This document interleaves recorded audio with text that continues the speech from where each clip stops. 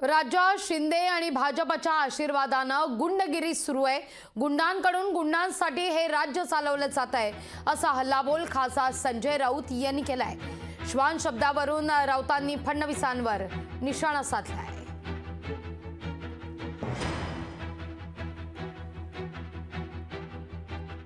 अरे कुत्रे, तुम्ही आत दिल्लीत जाऊन शेपट्या हलवताय आणि महाराष्ट्रातून मराठी माणसावर भुंकताय।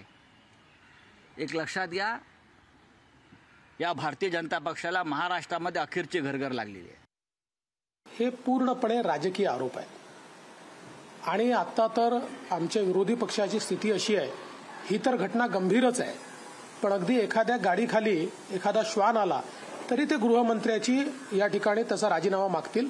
त्यामुळे या गंभीर घटनेकरता त्यांनी मागितला तर मला त्यात काही आश्चर्य वाटत नाही।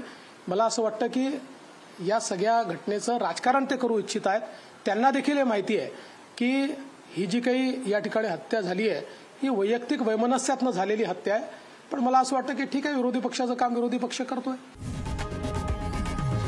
लोकशाही मराठी ऐका, पहा, जागरूक रहा।